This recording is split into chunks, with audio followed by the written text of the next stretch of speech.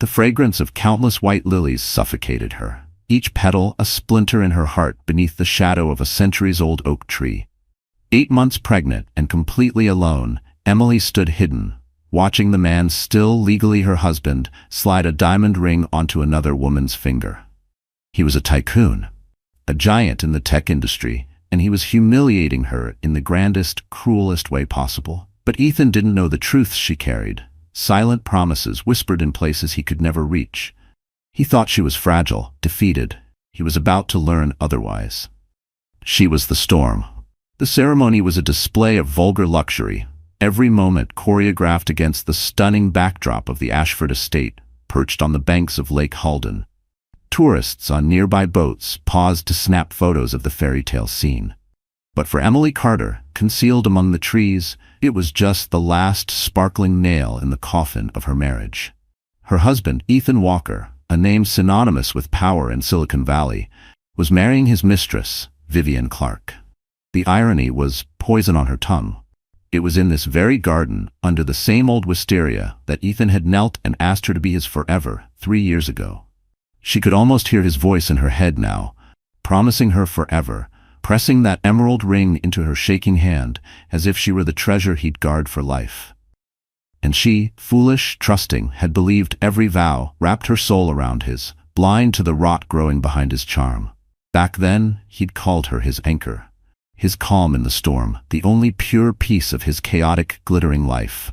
Now she was just a blemish on his perfect new narrative, a swelling belly that ruined his polished facade.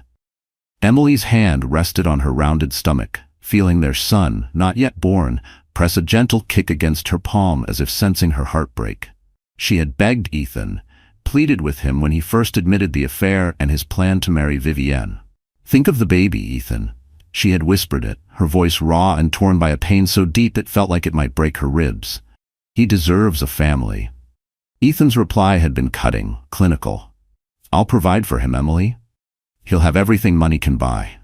But I won't be trapped in a loveless marriage." Loveless. The word had echoed through the cavernous, sterile penthouse they used to share. Now stripped of her books, her paintings, every trace of her warmth. Sometimes she still dreamed of that empty space, the echo of her laughter bouncing off cold marble floors where warmth had once lived. It haunted her how easily he had turned their home into a museum without her.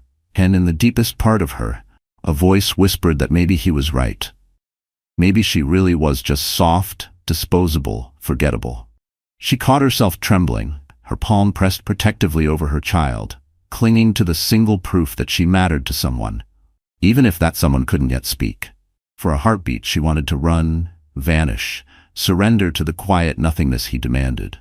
But she dug her nails into her palm, dragging herself back from the edge. Not today. Not here. Had it always been loveless for him? Did the late nights comforting him when deals collapsed, the soft laughter, the easy silence over shared dinners, mean nothing at all? From her hidden perch, she could see him perfectly. He looked devastating in his custom-tailored Armani tux. He bent down, murmured something in Vivienne's ear. So intimate, so familiar that it made Emily's chest seize. Vivienne, a statuesque former runway model with eyes like frost, threw her head back and laughed, the sound carrying across the immaculate grounds. She was everything Emily wasn't. Vivienne was sparkle and spectacle, her life as carefully filtered as her social media feed. Emily was quiet, thoughtful, a woman who loved old novels and rainy days. Ethan had once claimed that was exactly what he adored about her. "You are my peace," he used to whisper. Now he clearly craved chaos instead. The press had swarmed the estate, an army of cameras held back by velvet ropes and burly security. They called it the wedding of the decade. The headlines were already drafted. Tech billionaire Ethan Walker wed socialite Vivienne Clark at Lakeside Manor. Her existence, her place as his legal wife, was nothing but a footnote now. He was determined to erase her. 2 weeks ago, his lawyers had delivered divorce papers, along with a settlement that would seem generous to most but was an insult to her soul. Take the money and disappear. Be a good, quiet woman. She hadn't signed, not because she hoped for a miracle, but because she refused to make it easy for him. Her lawyer, a relentless bulldog named Christopher Shaw, had warned her to hold firm. "We have leverage, Emily. You're pregnant. It's clear-cut adultery. Don't give in yet. But watching them now, Vivienne's smug grin as she flaunted a massive diamond that dwarfed the elegant emerald Ethan once gave Emily, she felt her resolve tremble. Her throat tightened around a rising scream she swallowed back, her spine burning with a rage she hadn't known she still possessed. What was left to fight for? He had already won. He had the press eating out of his hand, the woman he wanted on his arm, and the power to bury every inconvenient truth. A gust of wind stirred the oak leaves above her, a sudden chill in the warm air by the lake. Dark clouds were gathering over the distant hills, a stark break from the blinding sun bathing the wedding in golden light. It felt like a sign. Her phone buzzed softly in her pocket, one discreet vibration. Emily pulled it out and saw a message from an unlisted number she knew instantly. Stay calm. Reinforcements on the way. Emily's breath caught. A spark of defiance flickered in her chest, something she hadn't felt in weeks. For the first time in so long, a fragment of the woman she'd once been, unyielding, cunning, the hidden heiress who never bowed to anyone, cracked through the numbness that heartbreak had wrapped around her. She clutched her phone like a lifeline, letting that old steel flow back into her blood. But behind the flicker, fear slithered in too. What if this was just another false hope? Another cruel tease before he destroyed her completely? Her free hand hovered over her belly as she forced her lungs to keep steady breaths, silently begging her baby to forgive her for dragging him through this battlefield. She turned back toward the wedding, toward the man so determined to erase her. For the first time all day, a faint but real smile tugged at her lips. Ethan thought he knew everything about her. He knew Emily Carter, the quiet museum curator from an ordinary family. He had no idea who Emily Whitcomb truly was, and no clue that the silent network she had built, powerful people from a life he never imagined, were about to crash into his carefully curated fantasy. Like an approaching storm, the first heavy drops of rain splattered against the dark silk of her maternity dress. The show was about to start. The ceremony reached its peak. The officiant, someone whose face often graced celebrity gossip sites, declared them husband and wife. Applause exploded from the guests, a symphony of wealthy insiders celebrating the union of power and beauty. Ethan dipped Vivienne into a dramatic kiss, clearly staged for the cameras. It was flawless, a perfect snapshot that would headline every gossip column by morning. For Emily, watching unseen, it struck like a blow to the ribs. A single hot tear slipped free despite her resolve. She swiped it away fiercely. He would not get the satisfaction of seeing her broken. Not again. The pain clawed so viciously at her ribs that she pressed a trembling hand to her belly, as if to steady her son's tiny heartbeat.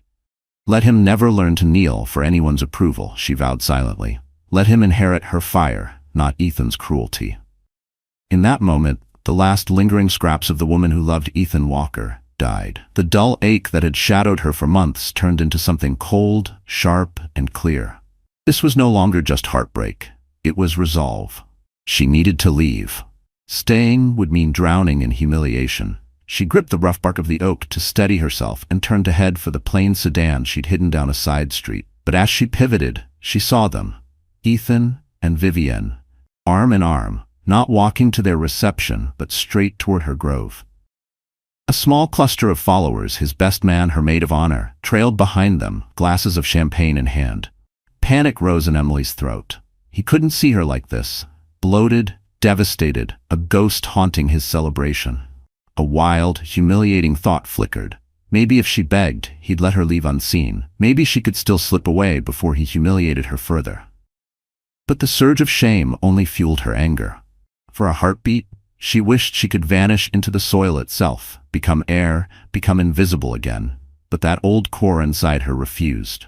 Not this time. If he wanted to bury her, she'd drag him into the grave first. She tried to melt deeper into the shadows, but it was too late. Ethan's eyes, sharp and cold, locked on hers. For a split second, his smile twitched, then settled into a mask of rage. Emily. His voice was low, dangerous. What the hell are you doing here? Vivienne clutched his arm, her look a perfect mix of fake concern and petty triumph. Oh, Ethan, darling, look. It's your ex. I didn't realize she got an invitation. She let the word ex drip from her tongue like poison. The entourage fell silent, eyes darting between the radiant new bride, the seething groom, and the heavily pregnant woman hidden among the trees. The air crackled, more dramatic than any vows spoken minutes before. "I wasn't invited," Emily said, her voice steady, almost calm. She held Ethan's gaze, refusing to flinch. "I'm still your wife, Ethan, in the eyes of the law, if not your heart. I thought I should witness the moment you committed bigamy." A collective gasp rippled through the onlookers. Ethan's jaw tightened. "Don't be absurd. The papers were filed. You were given a generous offer. It's your own fault for dragging this out." "Generous?" Emily let out a hollow, humorless laugh. "You call that generous? A pathetic sum to erase 3 years of my life and buy my silence while you flaunt your betrayal to the world?" Vivienne stepped closer, her voice dripping with sweet venom. She glanced pointedly at Emily's swollen belly. "You're embarrassing yourself. You're overwrought. It's the hormones, I imagine. Ethan has promised to take care of you. Of it. You should be grateful." The flick of Vivienne's manicured hand toward her unborn son was the final fracture in Emily's control. She stepped fully into view, her presence suddenly undeniable. Rain now poured steadily, plastering her hair to her face, but she didn't care. "Grateful?" Her voice cut through the night. "Grateful that my husband is discarding me and his own son like an asset that's no longer profitable? Grateful he's replacing me with you, a woman whose only accomplishment is crawling out of obscurity by sleeping with married men?" Vivienne's face flushed an ugly crimson under her flawless makeup. "How dare you?" "I dare," Emily said, her voice a near whisper that carried more weight than all their shouting. "You have no idea what I dare." She turned her eyes to Ethan. There was no love left there, only a frozen, bitter disappointment. "I came here today to see for myself exactly what I was losing, and I have. I see a weak man so terrified of his own heart that he surrounds himself with hollow, shiny things to feel powerful. And I see a woman so desperate for validation that she's willing to build her happiness on the wreckage of someone else's." Ethan stepped forward, his hand lifting as if to silence her. "That's enough, Emily." "It is," she cut in, pulling her eyes away from him as if he no longer deserved to exist in her world. "It's more than enough." She turned her back on him, on the stunned wedding guests, on the father of her unborn child. She began to walk away, each step slow but unyielding. Above her, the sky cracked open. The gentle drizzle turned savage, a curtain of rain hammering the estate grounds. Thunder split the air, making Vivienne squeal and clutch Ethan's arm, shrinking against him like a frightened child. But Emily didn't flinch. She moved through the downpour with her chin high, the soaked fabric clinging to the bold curve of her belly. She was leaving behind her old life, a solitary, rain-drenched figure walking away from a ruined society wedding. For a heartbeat, doubt slithered under her ribs. What if she was wrong? What if all she'd clung to was pride, and all she'd earned was loneliness? The thought pierced sharper than the storm, but she pressed a hand over her stomach, feeling her son's soft, defiant kick, an answer from the tiny heart she would never let him see break. She kept walking. Each step pounded into the mud felt like tearing free pieces of her past, one for every lie, every whispered apology, every night she'd stared at an empty side of the bed and begged herself to believe in him. The rain washed it all away, drop by drop, until all that remained was her. Ethan watched her go, his face an unreadable mask. Was that flicker in his eyes regret, or just irritation that his perfect day had been overshadowed by a thunderstorm and a woman he'd tried to erase? Emily reached the grand iron gates at the edge of the Ashford estate. Over the roar of the storm, the deep hum of an engine rolled closer. It wasn't a taxi, it was the sound of consequence. Headlights cut through the sheets of rain. A long, black car, sleek, low, impossibly expensive, pulled up and stopped without a sound. A Rolls-Royce Phantom. Its black paint shimmered like liquid obsidian in the stormlight. The back door opened with a soft, luxurious click. An umbrella, also black, unfurled. The chauffeur, in a crisp uniform that screamed old-world dignity, held it high over Emily's head, shielding her as though she were royalty. Inside, a shadow moved. Emily paused at the open door, casting one last glance back through the torrential rain. She could just make out Ethan and Vivienne standing frozen on the lawn, their perfect wedding dissolving into mud and confusion. Who was Emily Carter? They were surely wondering. This quiet, discarded wife, the insignificant museum curator? The answer arrived on 4 silent wheels and a pedigree that dwarfed Ethan's empire. He was about to discover that the woman he thought he'd erased was far more powerful than he'd ever imagined, and her allies didn't play by his rules. Inside the Phantom, the chaos outside vanished, replaced by a hush of leather and layered silence. The air smelled of authority, ancient money, and the unspoken promise that justice was coming. Seated opposite her was a man Emily hadn't seen face to face in 5 years, though his influence had lingered in every quiet corner of her life. He was Leonardo Whitcomb, her godfather. To the public, he was a myth, an elusive kingmaker in European finance, whose fortune was so old and so deep that Ethan Walker's millions looked like pocket change. He was in his late 60s, his hair a crown of silver, his piercing eyes as cold and precise as ever, his face carved from the same stone that had built empires. He was family, not by blood, but by a loyalty that had bound them for decades, long before she ever met Ethan. "Leo," Emily breathed.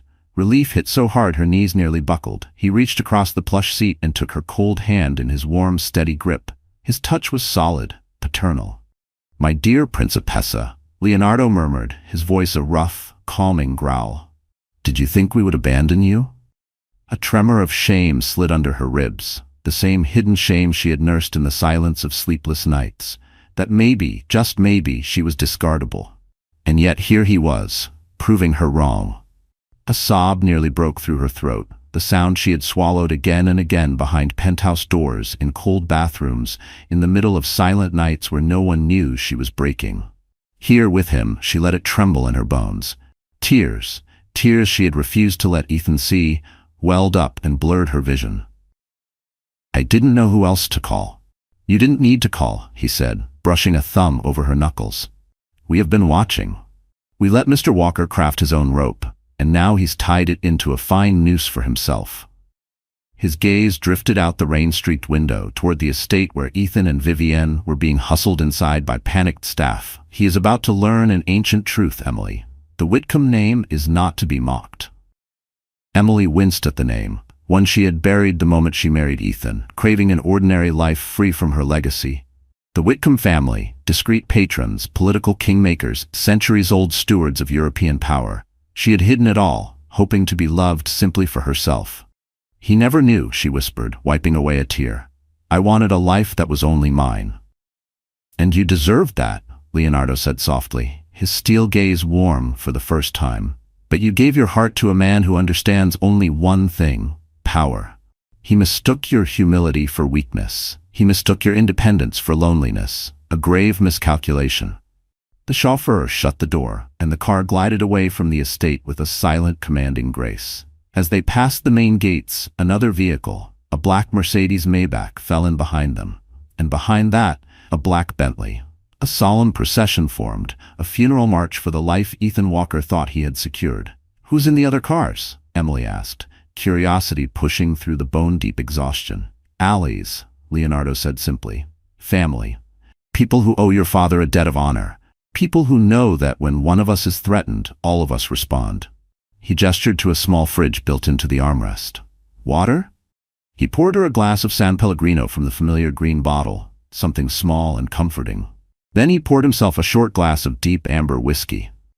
"Now," he said, taking a sip, "tell me everything, every ugly truth. Leave nothing out." Emily drew a deep breath. For months she'd been drowning, her story ignored, her hurt brushed aside. But now she had the ear of one of the most feared and revered men in the world, so she told him. Her voice grew stronger as she unraveled it all. The dismissive jabs, the subtle gaslighting, the way Ethan had methodically cut her off from friends until she had no one left but him. She told him about discovering the affair, the gut-wrenching confrontation, the cold-blooded wedding plans with Vivienne, while she was still living under his roof, pregnant with his child. Leonardo listened in silence, his gray eyes turning to flint. He was never a man of wasted words, but his quiet stillness was more terrifying than any shouted curse. When she finished, the air inside the car seemed to thrum with the storm outside. "He took your shares in Walker Holdings under the prenup, didn't he?" Leonardo asked, voice calm. Too calm.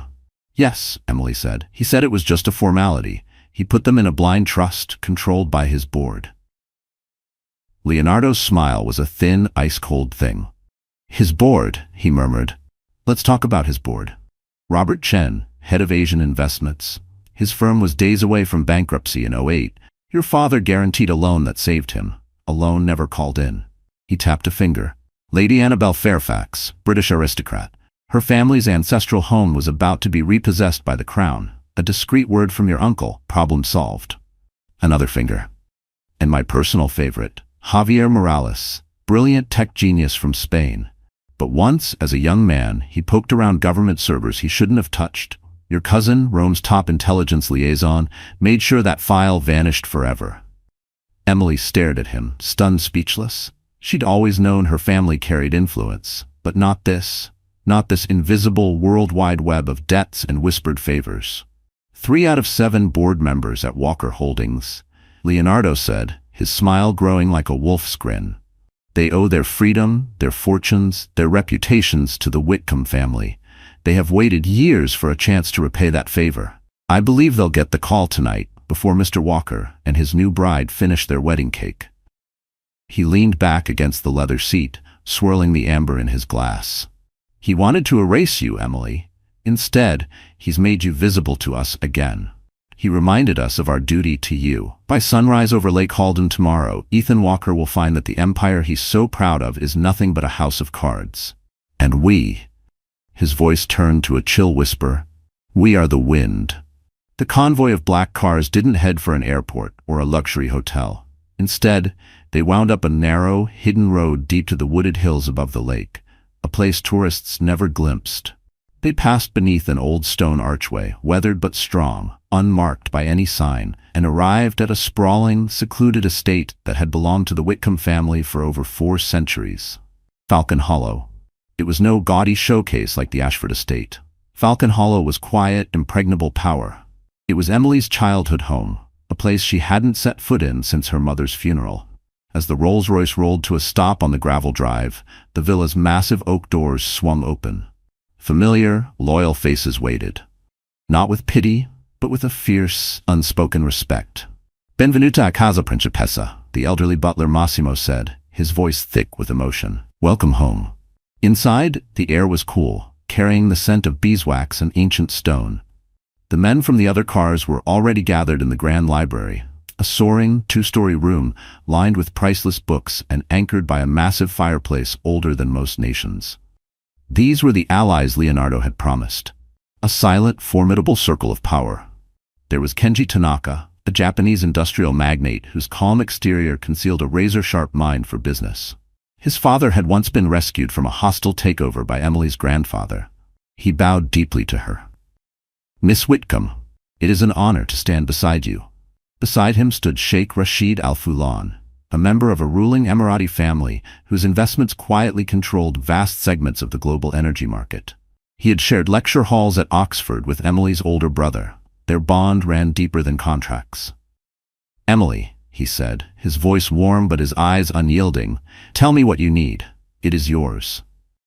And then there was Elena Petrova, sharp, immaculate, and more intimidating than any corporate titan alive. She ran one of the world's most elite private security and intelligence firms. Her debt was the most personal. Emily's mother, a fierce philanthropist in her time, had rescued Elena from a trafficking ring in Eastern Europe when she was barely a teenager and paid for her education. Elena owed everything to the Whitcomb matriarch. He will not see it coming, Elena said, her Russian cadence slicing each word. My teams are in position. We have had Walker Holdings under passive surveillance for 48 hours. We have found irregularities, many. This was her family's true power. Not just money, but an invisible network of loyalty. Threads of debt and honor spun across continents, ready to be called in without hesitation. Ethan had tried to disgrace a woman he believed to be alone. In truth, he had picked a fight with a dynasty. Leonardo took his place at the head of the enormous oak table. Friends, he began, his voice filling the cavernous room, thank you for coming on such short notice. Our purpose is clear. We are here to restore balance. Ethan Walker has insulted not only Emily, but the honor of every house represented here. He turned as a large scream dropped soundlessly from the ceiling. Elena.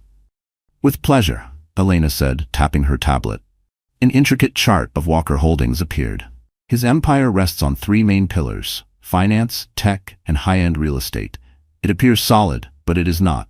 He has been, how shall I say, creative, with debt structures, shell companies, obscured losses, inflated valuations. Watch. She swiped again, and a tangled web of offshore accounts blinked into view. Money flowing through the Cayman Islands, Panama, Liechtenstein. My forensic team traced the pattern. It's a classic Ponzi scheme, only polished to pass for genius. He uses money from new investors to pay the old, skimming millions for himself. The same funds finance today's little circus. A chill spread through Emily's bones. She had known Ethan was cunning, ruthless even, but she had never pictured him a fraud in a hand-stitched tuxedo. The linchpin, Elena continued crisply, is investor trust. If that trust evaporates, if key stakeholders pull out at once, everything falls apart. Instantly. Sheikh Rashid leaned forward, fingertips pressed together. My fund holds a large stake in his new tech initiative. We plan to double down next quarter. A thin, humorless smile curved his mouth. I will instruct my advisors to exit immediately. Official reason: loss of confidence in senior leadership. Kenji Tanaka gave a slight nod. My firms supply the rare earth minerals for his devices. I foresee severe supply chain interruptions beginning at midnight, Tokyo time. Most unfortunate. Leonardo's eyes shifted to Emily. And the board members I mentioned, Robert Chen, Lady Annabelle Fairfax, Javier Morales. They wait for your call. Combined, they control 40% of the voting shares, more than enough to force an emergency meeting, enough to push a vote of no confidence, enough to demand an independent audit, which, thanks to Elena's findings, will be catastrophic for him. He slid a slim satellite phone across the polished wood toward her. The call should come from you, Principessa. Emily looked at the phone, then lifted her eyes to the circle of unwavering faces around her. They were not acting out of pity. They were acting according to a code of honor. Ethan, in all his arrogance, could never fathom. He had broken the silent rules of their world, and this was the consequence. Emily lifted the phone, her hand perfectly steady. This wasn't about revenge anymore. It was about justice. About shielding her son from his father's rotten legacy. About reclaiming her own name. Put Robert Chen on, she said, her voice clear, unwavering. One by one, she made the calls, precise and unflinching, dismantling the board that had once protected Ethan Walker. While she spoke, Elena projected a live feed onto the massive screen, a high-definition view from a discreet surveillance drone hovering over the Ashford Estates Grand Ballroom. The reception was in full swing. Ethan and Vivian were dancing in a wash of soft candlelight, oblivious to the approaching cataclysm. They looked invincible, victorious. Ethan lifted his champagne glass, almost certainly toasting the flawless new chapter of his life. In the quiet stone library of Falcon Hollow, surrounded by her silent legion of allies, Emily watched him on the screen. She felt nothing, no sorrow, no hatred. Just a calm detachment, like an audience member watching a badly written movie. The man on that screen was a fraud. His world, a polished lie. The first alert buzzed on Sheikh Rashid's phone. He checked it and looked up at the room. Asian markets open in an hour, he said evenly. My sell order is live. It will be the opening trade. Billions withdrawn at once. Every automated market system will flag it immediately. Elena's smile was sharp, wicked. And my anonymous leak, along with a neat starter file of proof, just hit the inbox of Catherine Miles at the Wall Street Journal. She is relentless. She'll have it up in under an hour. Leonardo lifted his glass of whiskey, not to the screen but to Emily. To new beginnings, he said. Emily nodded once. A calm, grim power settled deep in her bones. The trap was sprung. Every piece was in motion. Outside, the storm over Lake Halden had passed, leaving behind a sky so clear and sharp it seemed unreal. A sky full of stars. But for Ethan Walker, the real storm was just arriving. The first sign that something was wrong at the reception was subtle. A senior aide stepped in and whispered something urgently into Ethan's ear as he launched into a self-congratulatory toast. Ethan's smile stiffened. Irritation flickered across his features. He brushed the man off. Minutes later, another aide found him, this one pale as a ghost. He shoved a tablet into Ethan's hands. On it was the live pre-market data from Hong Kong. Walker Holdings, WHC, was plummeting. A catastrophic vertical drop of 60%. The reason? A sudden, massive sell-off by the Alfulon Sovereign Wealth Fund. Ethan felt his chest go cold. He mumbled a quick excuse to a bewildered Vivienne and stormed into a side study, slamming the door behind him. His top financial advisors were already on a chaotic conference call, voices tangled with panic. "What the hell is happening? Why did Rashid pull out?" Ethan barked into the phone. "We don't know," his CFO stammered. "Their official statement just hit the wire. A sudden and total loss of faith in WHC's leadership and financial transparency. Ethan, it's triggering a sell-off tsunami. Hedge funds are shorting us as we speak." Before he could absorb the first gut punch, his phone pinged with a news alert. The Wall Street Journal. The headline knocked the breath from his lungs. Walker Holdings, House of Cards, exclusive leaks point to massive fraud, SEC investigation looms. The article cut him to the bone, meticulous, relentless. It outlined the offshore shell games, the inflated valuations, the buried debt. Elena's team had given the reporters just enough to draw blood, without crossing the line into libel. It didn't accuse him outright, but the implications were lethal. The sources devastatingly credible, the questions impossible to ignore. And it was signed by Catherine Miles. Get PR on this. Get legal on the phone. Sue them all. Ethan yelled, voice cracking, sweat beading at his temple. "We can't," his head of comms squeaked back.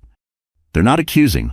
They're reporting leaks. It's bulletproof reporting, Ethan. Reuters, Bloomberg, and AP just picked it up. It's global." And then came the final blow. An email landed in his inbox. Emergency board meeting notification. From the office of Lady Annabelle Fairfax. Agenda. Vote of no confidence in CEO Ethan Walker.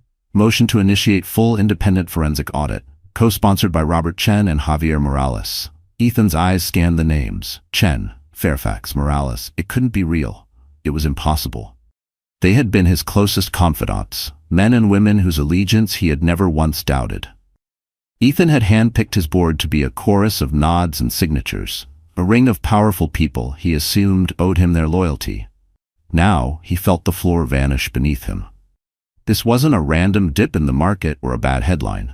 This was a kill shot, a surgical takedown. His mind scrambled for an explanation, hunting for the mastermind behind this precision strike. And then, like a ghost rising from a grave, an image cut through the panic. Emily walking away through the storm, head high, rain soaking her dress but not her pride. The black Rolls-Royce, the quiet command in her last words, "You have no idea what I dare." The memory cut so sharply he nearly gagged. That was the look of a woman who no longer feared losing him, because she had already decided he was nothing worth keeping. He had mistaken silence for weakness. What a fool. No, it couldn't be. Emily, the meek, bookish museum curator, the wife he had pulled from obscurity. His office door slammed open. Vivienne stormed in, her face twisted in rage and disbelief. "Ethan, what is going on? My father just called. He says your stock is worthless. Everyone's leaving. They're all staring at us like we're criminals." "Get out, Vivienne." Ethan's voice was soft, deadly. "Don't you talk to me like that. I'm your wife. A title worth nothing by sunrise," he spat back, the full weight of his collapse crushing him from the inside out. "This is her doing." "Emily." Vivienne stared, wide-eyed. "Emily? What does she have to do with any of this? She's nobody." "Nobody." Ethan laughed, a jagged, hysterical bark that bordered on madness. "We are fools, Vivienne. Blind, arrogant fools." His laughter cracked into a choking sound that didn't even reach his eyes. He thought of the nights he'd mocked her timid voice, the way she'd flinched at his indifference. And behind that soft mask, a monster of patience, and now, retribution. He'd been so sure of himself, so certain that she was nothing without him. He'd never bothered to look deeper than the tidy bio she'd offered up. Who was she really? Who were the people who came for her in black cars and shut him out of his own world overnight? His empire, glass, steel, codes, and zeros, was disintegrating like ash in the wind. Calls poured in, lenders retracting loans, partners triggering exit clauses, the SEC publicly confirming an investigation.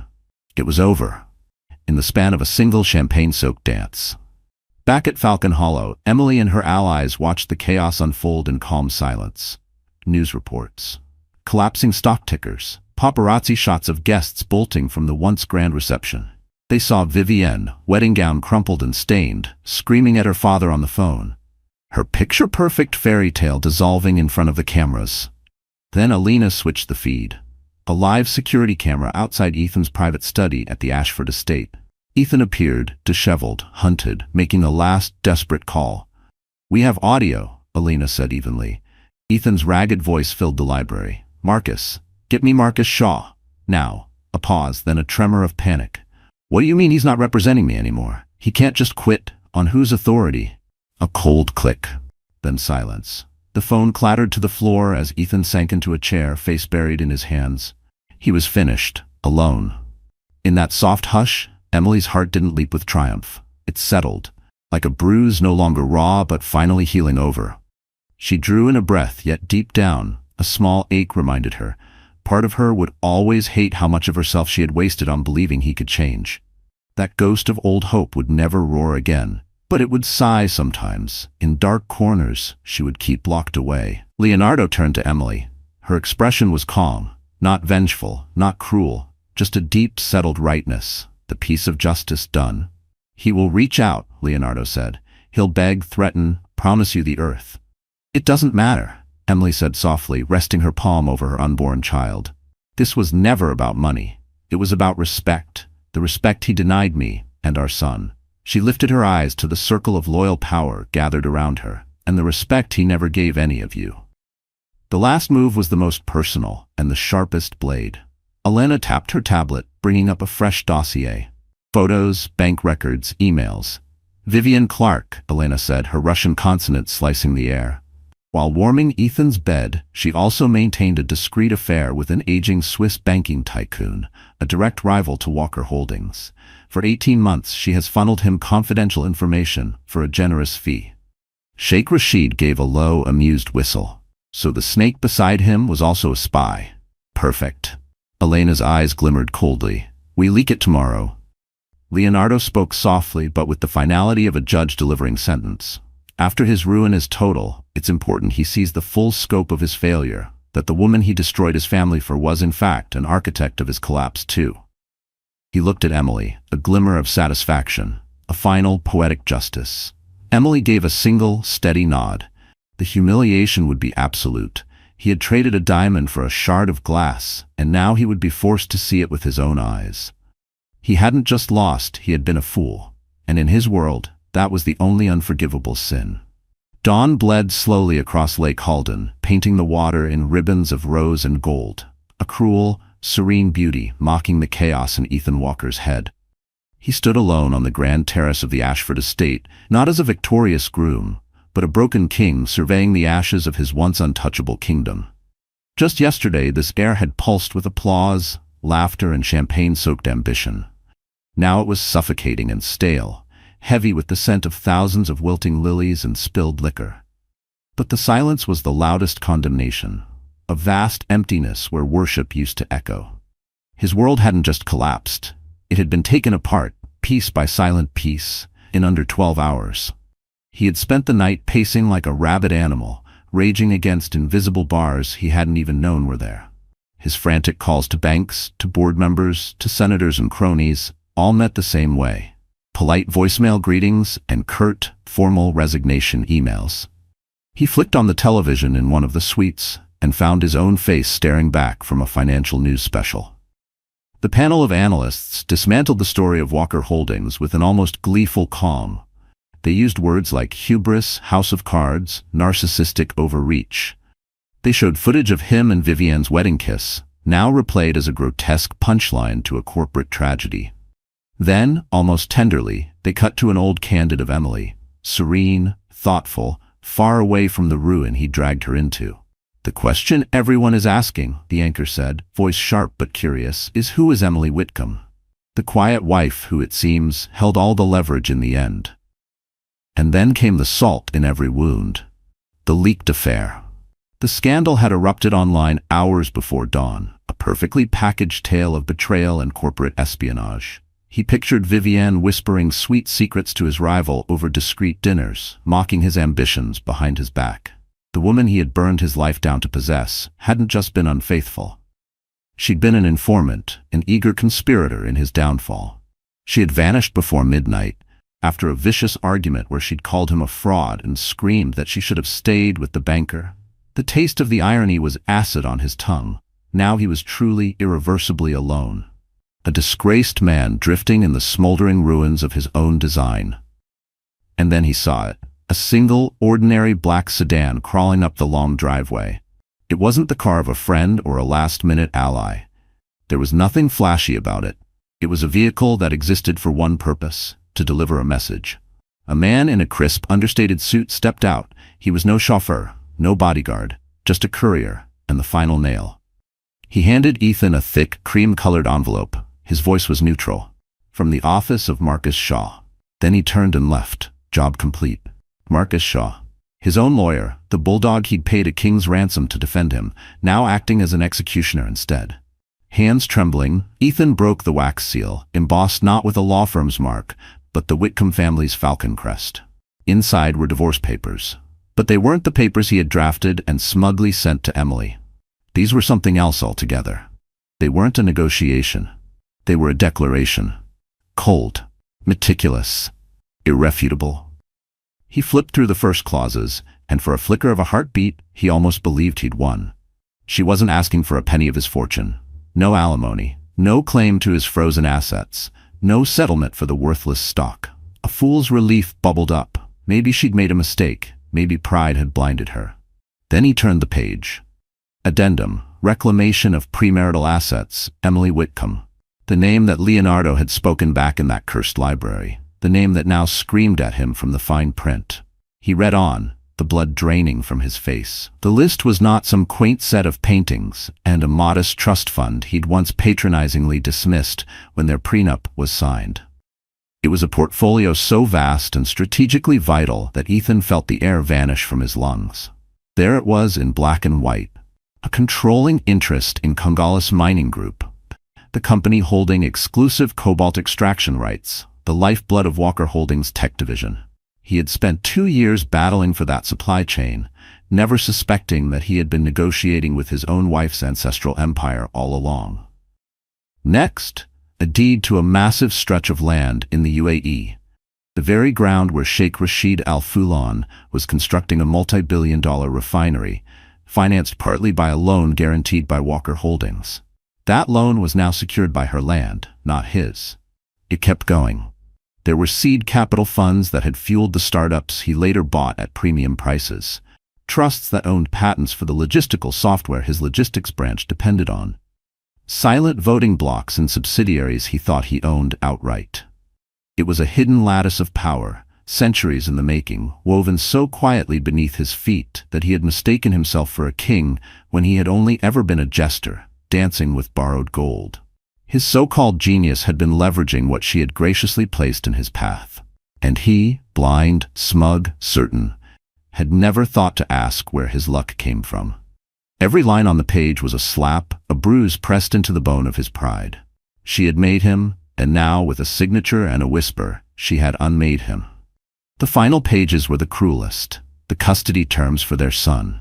The wording was surgical, so cold it burned. No parental rights shall be granted. No visitation permitted. The child's surname will be Whitcomb.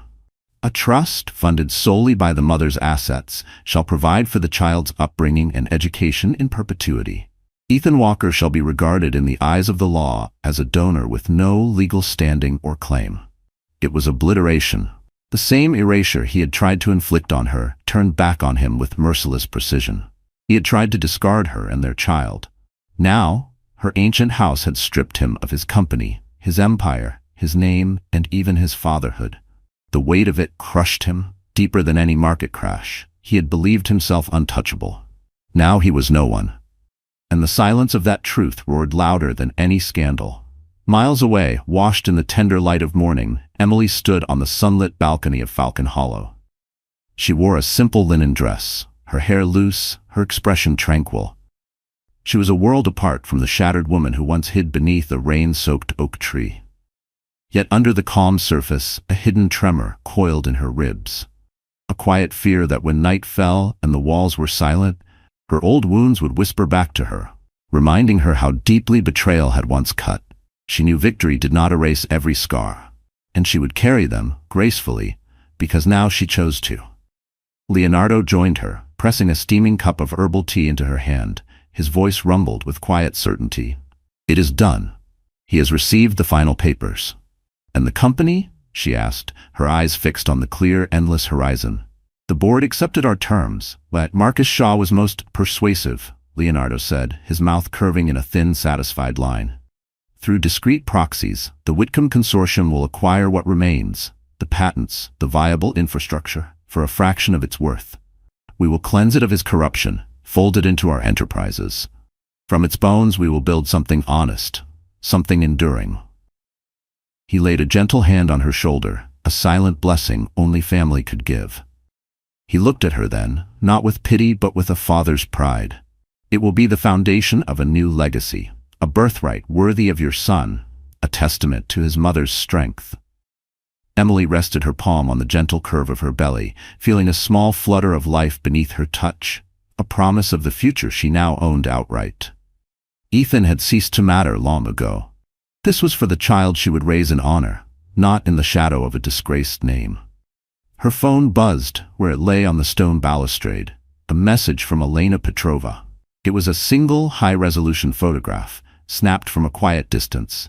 Ethan collapsed on the marble steps of the Ashford estate, the cream-colored envelope clutched limply in his hand. He looked hollow, a ghost rattling around the wreckage of his own ambitions, small and pitiful against the grandeur he once believed was his forever. Emily studied the image for a single, unhurried moment. The man she once loved, the man who had caused her wounds she had thought would never heal. And now, at last, she felt nothing. No rage, no pity, just an endless, clean distance. A part of her mourned not for him, but for the version of herself who had once loved him so blindly. She whispered a silent goodbye to that girl, soft, forgiving, and easily broken. With a calm swipe of her thumb, she deleted the photo forever. He was not even worth her memory now. Below, in the gravel drive, the black Rolls-Royce Phantom idled patiently, its engine a soft promise. Massimo, the faithful butler, stood ready by the open door. It was time. This was not an escape, it was an emergence. She was not going back to hide, she was stepping fully into her place as the matriarch of a house reborn, the guardian of a dynasty. Emily walked towards the car. Her steps were not those of a victim, but of a queen who had ended a foolish man's war and claimed her own peace. She turned her back on the chaos behind her and lifted her face to the wide, clear horizon. The past was closed. The future belonged to her, and to the child she would raise in light, not shadows. The future was hers to command. This is the story of how a single betrayal awakened a sleeping giant. Emily's journey was never just about revenge. It was about reclaiming her power, her true name, and her destiny from a man who had treated her as a decorative afterthought. It's a powerful reminder that the quietest souls often have the deepest roots and the strongest allies. Ethan Walker thought he was the king of his domain. In truth, he was just a pawn in an older, grander game. Emily didn't simply win. She rewrote the rules and claimed the entire board. If Emily's story of hidden strength and ultimate justice captivated you, don't forget to hit like and share this video with someone who loves an epic tale of empowerment. Which twist shocked you the most? Drop it in the comments below. And for more gripping stories of betrayal, drama, and unstoppable comebacks, make sure to subscribe and ring that notification bell. You won't want to miss what's next. Picture this. You walk into the most over-the-top baby shower you've ever seen. Crystal chandeliers sparkling above towers of pastel macarons, designer gift bags at every seat, and a guest list dripping with high society names. But hidden beneath the glitter is a secret ready to explode. The woman throwing this jaw-dropping party isn't the mother-to-be's best friend. She's the millionaire's mistress. And the mother-to-be? Supposedly out of the picture. Until the real pregnant wife storms through those doors, clutching a marriage license that's about to tear every smug lie apart. Welcome to the scandal. Damian Blackwell wasn't born into money. He fought, clawed, and outmaneuvered for it, building his fortune with a ruthless ambition that made him admired and feared in equal measure. Tall, imposing at 6'2", with perfectly styled, jet-black hair, Damian's intensity could charm or terrify, depending on which side of his wealth you found yourself. By age 35, he had transformed a modest real estate venture into a sprawling empire. His name was spoken in whispers at charity galas and top-floor boardrooms alike. Tabloids painted him as a cold-hearted, self-made mogul, while glossy magazines swooned over his image as a visionary powerhouse. Despite endless gossip about his ironclad heart, every social event clamored for his presence, hoping a touch of his Midas luck might rub off. Damien appeared alongside A-list celebrities. Oprah once hosted him for a brief interview, praising him as the real deal. He'd been spotted at a benefit gala next to Bill Gates, quietly discussing global real estate investments. His name alone could open doors, seal deals, and turn heads. But behind the polished surface lay a tangled secret. Damien was married, though very few in his elite circle knew it. And he had a mistress. Her name was Charmaine Delgado, younger, clever, and calculating enough to stand beside him when it counted, yet vanish like a shadow when it suited her. Until the day she chose not to.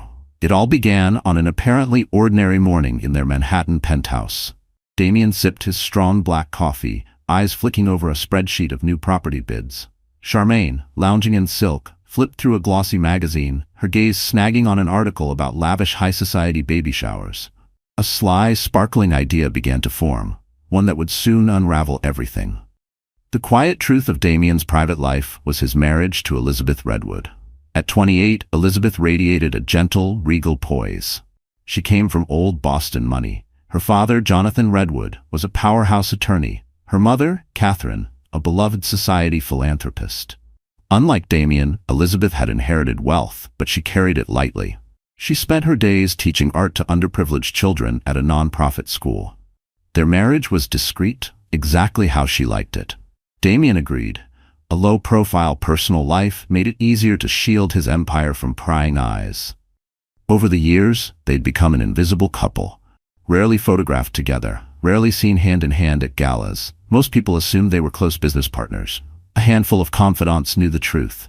Elizabeth was pregnant. She had whispered the secret only to her closest friend, Bella Thompson. They had planned to share the news on their own terms. But Elizabeth's pregnancy was fragile. 2 miscarriages had taught her to be cautious. She spent her days resting quietly at their peaceful Connecticut estate instead of bustling New York. Damien's visits grew more and more rare. He always blamed business trips. Elizabeth, trusting and kind, believed him. She focused on staying healthy, certain that once the baby arrived, the distance between them would close. What she didn't know was that Damien's absences weren't about business at all. He was in Manhattan more often than he admitted, and almost always with Charmaine Delgado draped elegantly on his arm. And while Damien navigated boardrooms and billion-dollar negotiations, Charmaine was quietly weaving a scheme that would shake every certainty Elizabeth Redwood held about her marriage. Charmaine Delgado was not a woman who faded into the background. With her chestnut brown hair styled in glossy waves, a wardrobe of designer labels, and a fierce glint in her hazel eyes, she had clawed her way to the fringes of high society. Rumors whispered that she was Damien's mistress, yet even those who judged her couldn't resist her invitations. Hedge fund wives, influencer darlings, and minor celebrities alike crowded into her candlelit dinner parties, secretly craving her daring sparkle. But being a hidden indulgence wasn't enough. Charmaine's ambition was bolder. She intended to become Mrs. Blackwell. She savored the taste of influence at Damien's side.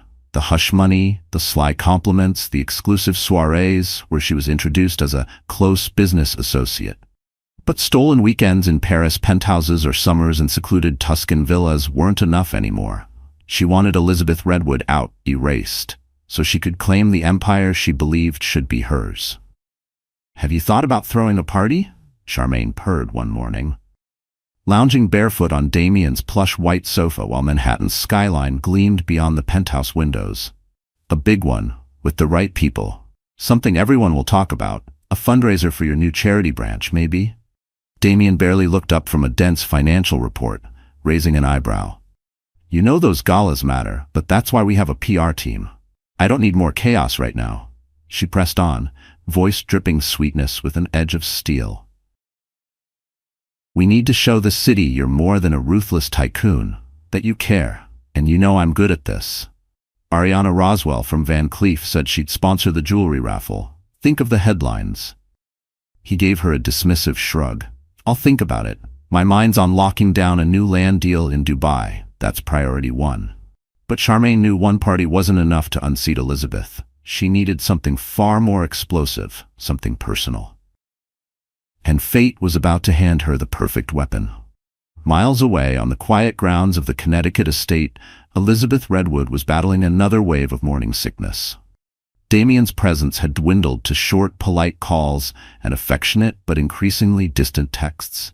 He reassured her with every excuse. Work in Europe, work in Asia, everything would settle down soon. He promised he'd be there when it mattered most. Late one evening, as she lay curled on the velvet chaise in her art studio, a strange ache twisted in her chest. Not from pregnancy, but from something colder. Suspicion. Earlier that day, Bella Thompson had visited with a tray of herbal teas and a string of gossip. Bella had scrolled through her phone, showing Elizabeth photos lifted from Charmaine Delgado's glittering Instagram stories, party snapshots full of candlelight and champagne, and Elizabeth had recognized the view from the penthouse terrace instantly. It was Damien's penthouse. She told herself it meant nothing. Charmaine was a known socialite. The space could be loaned for events. But that raw seed of doubt sprouted roots deep in the quiet of her sprawling, empty house. Elizabeth laid a protective hand on her small bump. A faint kick, life moving inside her, reminded her, "We are a family. Damien loves you. He will come back. I have to trust him." She whispered to the room, "Stress isn't good for the baby." But doubt, once planted, never sleeps, especially when you are alone in echoing rooms once meant to be filled with laughter. One rainy afternoon, while Damien was out taking a call on the penthouse balcony, Charmaine found her opening. She perched on the edge of his desk, idly flipping through his open laptop, and froze. There it was, a message from his assistant, congratulating him on his wife's pregnancy. The words struck like a slap. Charmaine's painted smile cracked. She had always known about Elizabeth, the hidden wife, but a baby changed everything. Jealous rage boiled under her calm veneer. Pacing barefoot across the marble floor, she bit down hard on her glossy lip, muttering, "He's having a child with her. What about me?" But rage soon hardened into something sharper. Opportunity. If Elizabeth's pregnancy was Damien's best-kept secret, then it would become Charmaine's most devastating weapon. If she could worm her way into the baby's life, she might become indispensable, or at the very least, impossible to ignore. And so Charmaine hatched a plan so bold it made her pulse race with wicked delight. She would throw Elizabeth's baby shower herself.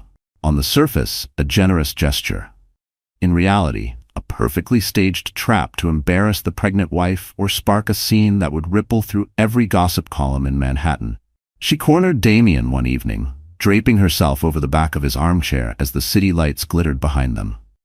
"You never do anything big for Elizabeth," she cooed, sweet as honey.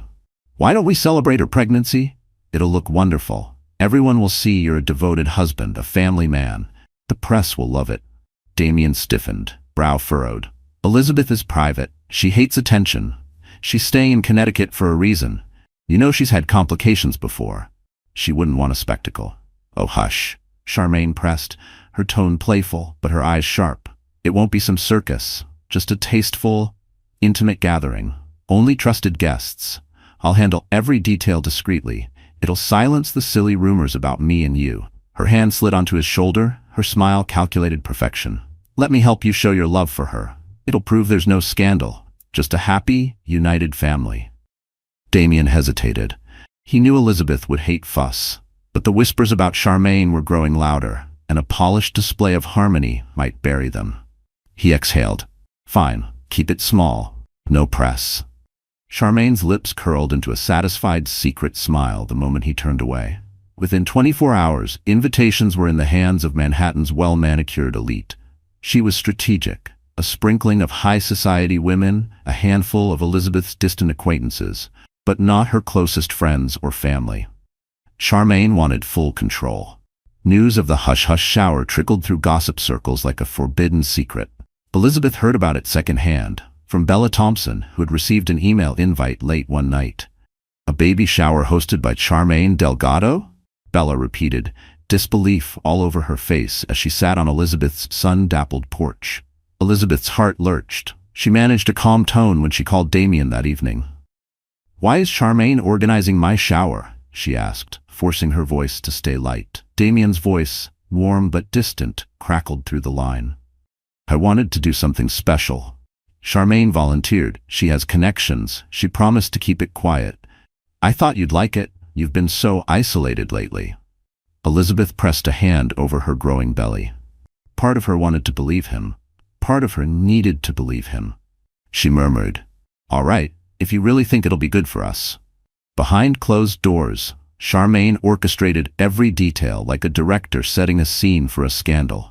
She booked a rooftop terrace atop a skyscraper owned by one of Damien's business partners, a palatial expanse overlooking Central Park. She ordered pastel arrangements in towering crystal vases, orchids and roses flown overnight from Paris, a harpist, a string quartet, trays of delicately plated amuse-bouches. And the cake? 5 tiers, frosted in white chocolate filigree, grand enough for a royal wedding. In her mind, Charmaine pictured her entrance, flawless makeup, a designer gown that dripped sophistication. She'd glide between tables dropping sly comments about Damien's generosity, their long-standing trust, her role in helping him manage personal things.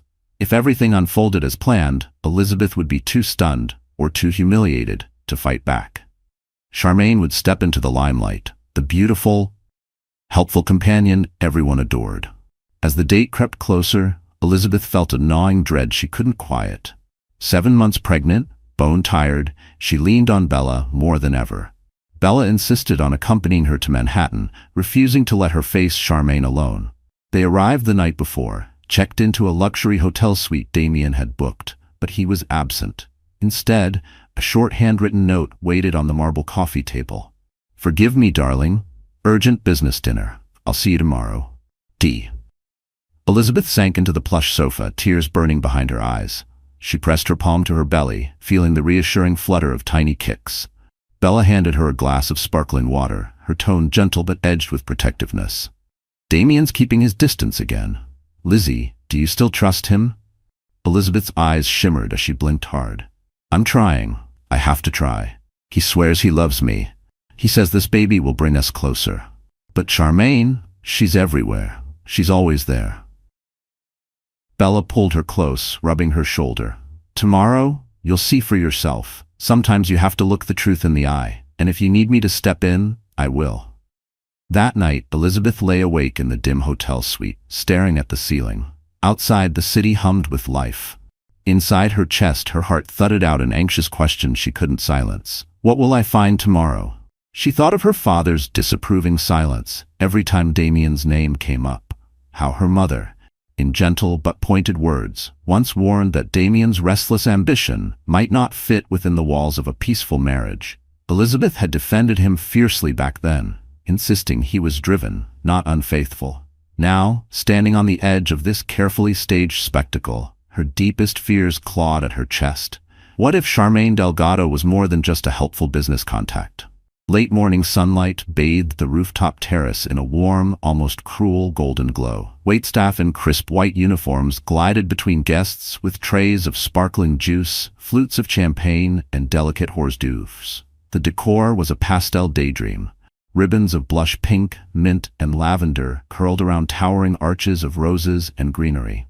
A harpist's soft notes floated through the air, masking the low buzz of gossip. And then Charmaine arrived, a vision in a sleek mauve cocktail dress, diamonds glittering at her ears and throat. Heads turned as she made her entrance, beaming at Manhattan's most inquisitive eyes, playing the part of the gracious hostess to perfection. She leaned in close to socialites and whispered conspiratorial asides that made them giggle and glance slyly toward the door, waiting for the wife. After a tense elevator ride, Elizabeth finally stepped onto the terrace, Bella at her side. For a split second, the hum of conversation stalled. Faces turned, murmurs floated on the breeze, admiration laced with speculation. Elizabeth wore a flowing cream gown that skimmed her swollen belly. Despite the twisting unease inside her, she stood tall, one hand protectively cupping the life growing within her. Charmaine glided forward, arms wide, smile painted with careful calculation. "Elizabeth, darling, I'm so thrilled you could make it." Her tone dripped false warmth as she leaned in to kiss the air near Elizabeth's cheek.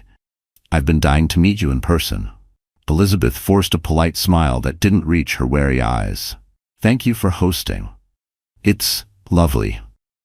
I just had to honor the mother of Damien's child, Charmaine said sweetly, her lips curling into a barely hidden smirk. He's told me so much about you. We simply must chat later, once you've greeted all these wonderful people. Elizabeth's gaze drifted over the terrace. Elegant women she barely knew, none of her closest friends, few familiar faces. It felt like stepping into enemy territory wearing a crown she hadn't asked for. In the far corner, a knot of overdressed guests whispered behind manicured hands, their eyes darting to Elizabeth and back to Charmaine. Rumors had clearly beaten her here. She felt the sting of being pitied and dissected in real time. And Damien? Still nowhere in sight. An hour in, Elizabeth did her best to endure it. She smiled through compliments, opened ribbon boxes of baby clothes, thanked strangers for their blessings. She could feel Bella's protective gaze on her at all times, a silent anchor in the swirl of subtle mockery. Finally, Bella touched her elbow gently. Lizzie, sit down, you look pale. Elizabeth sank into a plush seat as a waiter set a glass of ice water in her trembling hand. She pressed the rim to her lips, praying her stomach would settle. Before she could catch her breath, Charmaine appeared again, this time towing Harriet Mallister in her wake. Harriet was infamous in Manhattan's glitter-soaked gossip scene. Her byline sold tabloids filled with tales of infidelity and scandal that ruined reputations overnight.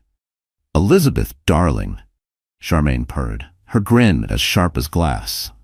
This is Harriet. She'd love a quick word with you about your plans after the baby comes. She's a dear friend and writes the most adorable features on Society families.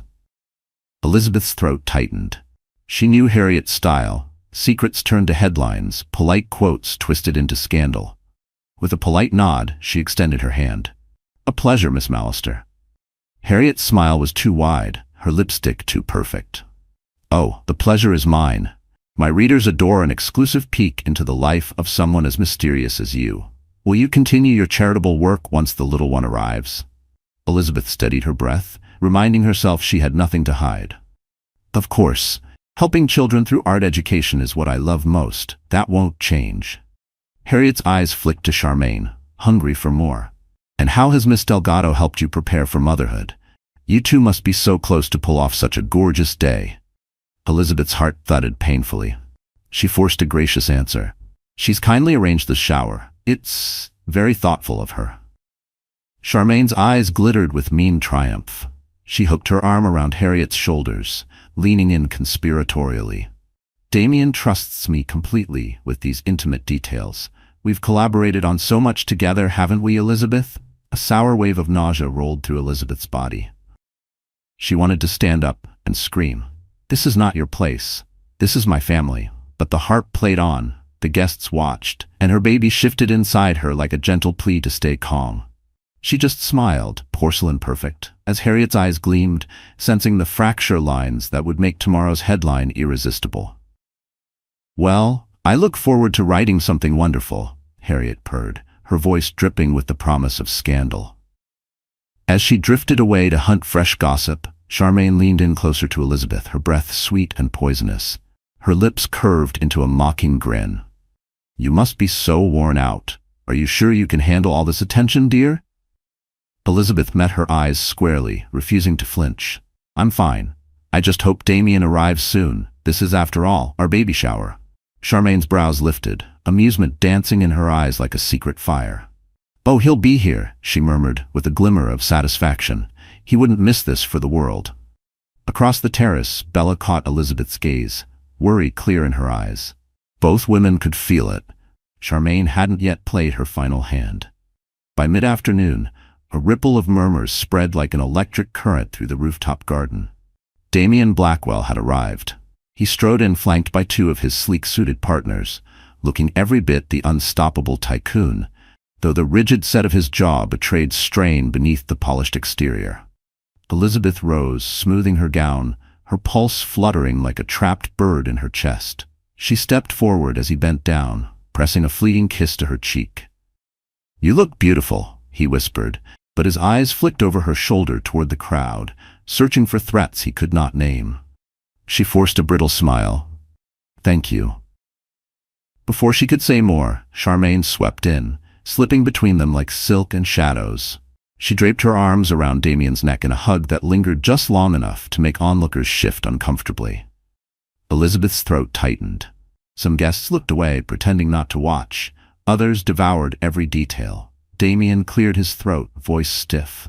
"Charmaine, you've done an incredible job. It's beautiful." Charmaine beamed, turning to the guests with a radiant flourish.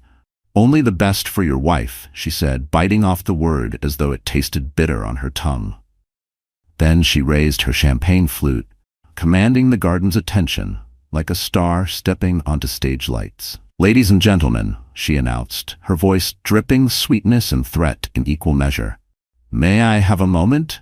We have a very special surprise for Elizabeth and Damien today." Two servers wheeled out a towering cake, layers of sugar roses cascading down pale pink fondant, crowned by a gleaming gold bee for baby Blackwell. Gasps and polite applause rippled through the crowd. Charmaine clutched her glass dramatically. "This baby marks a new chapter in the Blackwell legacy. We all know Damien as a man of ruthless ambition, but behind every powerful man is a woman even stronger. Elizabeth," her eyes glittered with a wolf smile, "you carry his pride and joy, his future heir." Elizabeth braced herself, palms damp against her gown. For a breath, Charmaine's words sounded harmless, almost supportive. Then her gaze darted to Harriet Mallister, lingering in the crowd, notebook in hand, ready to scribble down the ruin of someone's life. "And sometimes," Charmaine's tone turned soft, too soft, "the true test of love is how we survive the storms that threaten us. So let's raise a glass, to love, to loyalty, and to a future that may reshape the entire Blackwell empire." A hush swept the terrace, glasses lifted. Damien's face was stone, but a muscle twitched near his jaw. "To family," Charmaine declared, eyes locked on Elizabeth's, daring her to break. Crystal flutes clinked together like fragile bones. The harpist played a trembling melody as if to cover the tremor running through the garden. When the cake was finally cut, guests drifted back into murmuring circles of speculation. Bella slipped beside Elizabeth, pressing a crisp envelope into her palm. "Lizzie, this came for you at the hotel, by courier. It's from your father." Hands trembling, Elizabeth unfolded the document. Her eyes darted over lines of dry legal language that turned to knives with every word. A detailed report from her father's attorney. Shell corporations, luxury apartments in Paris, high-end jewelry bought for Charmaine, hush money masked as consulting fees. It wasn't rumor anymore. It was truth, spelled out in ink her father had discreetly uncovered to protect his daughter in a world where secrets were currency. Tears prickled behind Elizabeth's lashes. But rage burned brighter than grief. She turned to Bella, who squeezed her hand. "Are you ready?" Bella whispered. Elizabeth's voice was steel, wrapped in silk. "Yes, now." She left Bella behind and wove through the oblivious guests. Near the bar, Damien stood alone, swirling whiskey, phone buzzing unanswered beside him. He looked up, startled, as she thrust the papers into his hands. "Damien," she said, her voice cracking but strong. "What is this?" He scanned the first page, blood draining from his face. "Elizabeth, I can explain." She cut him off, fury tearing through her composure. "Explain how you're buying apartments and diamonds for her while I wait for you at home, pregnant with your child? How many lies have I swallowed? How many fake business trips while you were in her bed?" He reached for her hand, but she wrenched away. "It's complicated. I was trying to protect you. The baby, my deals, alliances," he stammered. Elizabeth's eyes burned like glass catching sunlight. Her eyes glistened with unshed tears. "You used me," Elizabeth choked out, her voice sharp enough to cut glass. "I carried your child, dreamed of us as a family, and all this time you were building a life with her." The words fell like a stone into the hush that had settled over the rooftop. Guests nearby stiffened, pretending not to listen, but the shocked glances gave them away. Across the terrace, Charmaine watched the unfolding scene with a predator's patience, her lips curving into the faintest, cruelest smile. Damien's mouth opened, but no words came. The weight of exposure pressed down on him until he looked smaller than he ever had in his power suit. Elizabeth turned away, blinded by tears. She could barely breathe, ready to flee, until Charmaine chose her moment to twist the knife. She swept forward, her voice dripping fake concern. "Elizabeth, sweetheart, is something wrong? You look flushed." Maybe all this is too much for you? Elizabeth whirled, her grief combusting into rage. Don't sweetheart me. You know exactly what you've done. Damien hovered helplessly as Charmaine turned, addressing the guests with a placating wave of her manicured hand. Please everyone, let's give the couple some privacy. We're all family here, aren't we? After all. She lowered her voice just enough for the crowd to lean in. This is Damien's baby we're celebrating, right? Elizabeth's breath caught in her throat. You have no right to stand here and talk about my marriage. Charmaine's eyes sparkled with unholy delight. I hate to be the bearer of more shocking news, darling, but you might want to brace yourself. She splayed her palm dramatically over her flat stomach.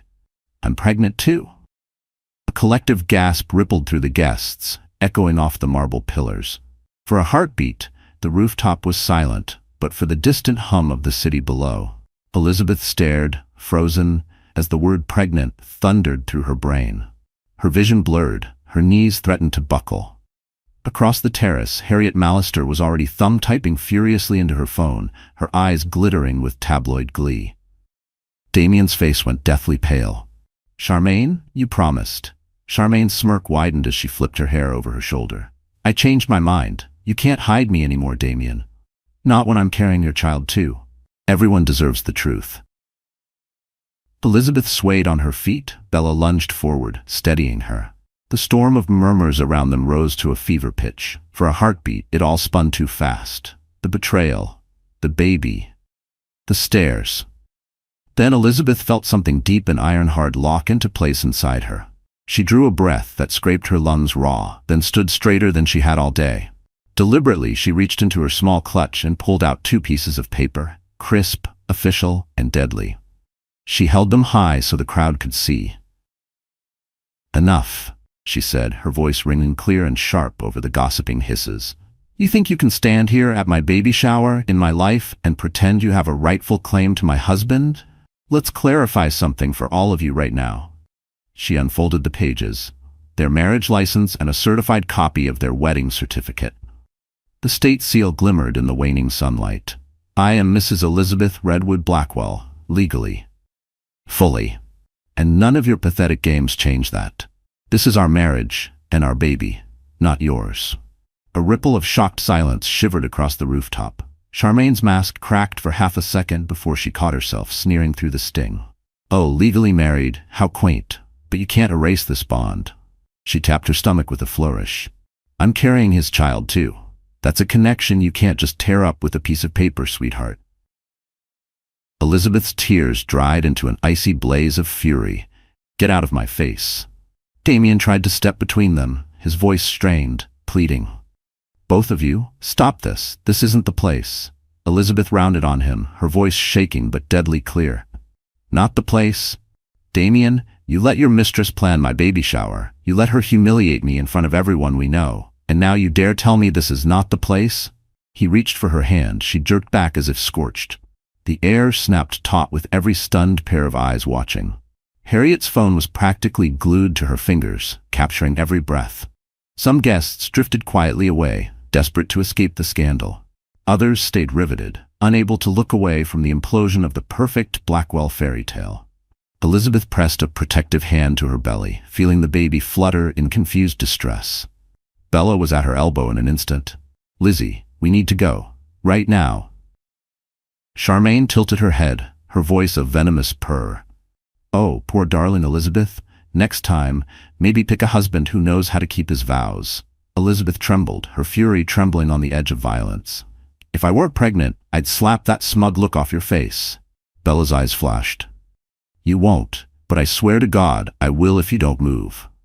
She wrapped her arm protectively around Elizabeth's shoulders. Come on, Lizzie. Let's get out of this circus. This isn't worth risking your health, Bella murmured firmly, wrapping an arm around Elizabeth's trembling shoulders. Together they made their exit, the stunned crowd parting in tense silence to let the betrayed wife pass, her head high, though tears blurred her eyes. Behind them, Charmaine's lips curved into a satisfied smirk, like a queen savoring her coup. But what she didn't grasp yet was that her little victory had just lit a fuse that would scorch them all. Damien stood frozen for a heartbeat, torn between chasing after Elizabeth or staying behind to contain Charmaine's chaos.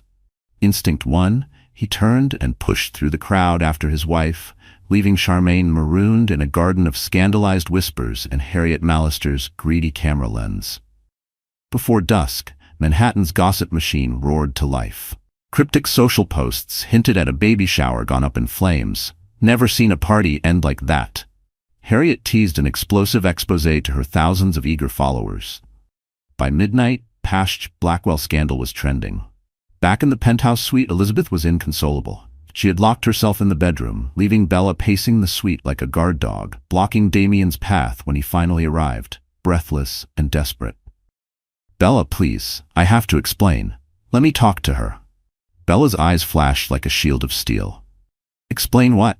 How you let your mistress plan your wife's baby shower? How you lied to her face for months?"